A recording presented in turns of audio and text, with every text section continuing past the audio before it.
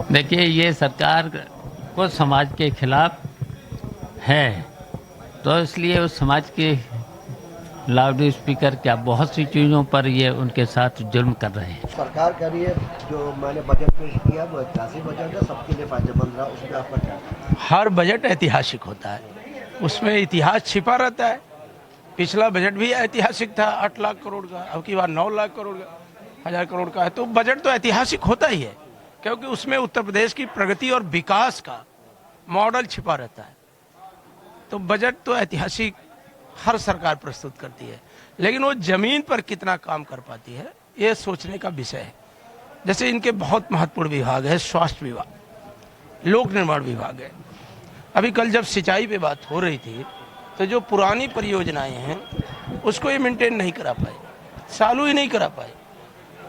तो अगर देखा जाए तो महत्वपूर्ण विभाग 50% से ज़्यादा पैसा खर्च ही नहीं कर पाए।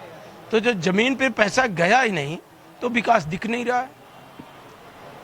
तो इसलिए हम सबकी बराबर मांग रहती है, आज भी है, कि जब आप सपना दिखाते हो कि उत्तर प्रदेश $1 ट्रिलियन इकोनॉमी की तरफ आगे बढ़ रहा है, तो आखिर इतनी बड़ी आउटसोर्सिंग व्यवस्था क्यों लागू कर रहे हो?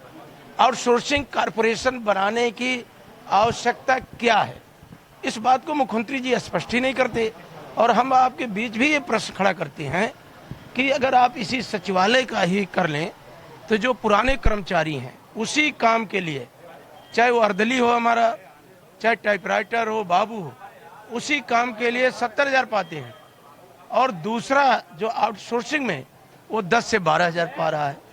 तो सरकार खुद ही कंफ्यूजन में है और वो केवल बजट का ढोल पीट रही है, अंदर से खोखला है। समाजवादी पार्टी के कमाल अख्तर, उन्होंने कल मांग की है कि 1 महीना लाउड स्पीकर को रमजान में अलाउ किया जाए, जिससे संदेश।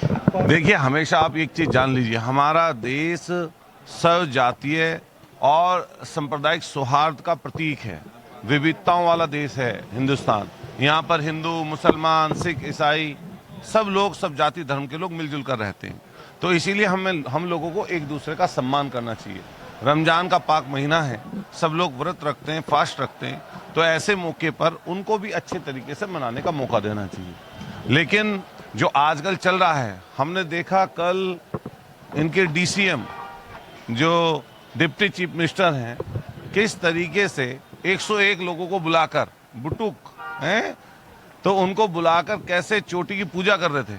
लेकिन अब समय बीत चुका, वो तो जो अपमान हो गया शंकराचार्य जी के जो शागिर्द थे, सब लोगों ने देश दुनिया में देखा किस तरीके से शिखा पकड़कर, चोटी पकड़कर और पैर रखकर उखाड़ने का काम इस उत्तर प्रदेश की योगी पुलिस ने किया, और सब लोगों ने देखा अपमान होते हुए।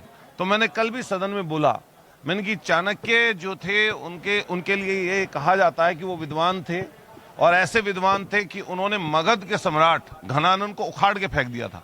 लेकिन उखाड़ने का कारण यही था कि उन्होंने भी अपमान किया था चाणक्य का। तो उस समय का अपमान चाणक्य ने नहीं सहा था, तो आज के ब्राह्मण उस अपमान को सहेंगे कैसे?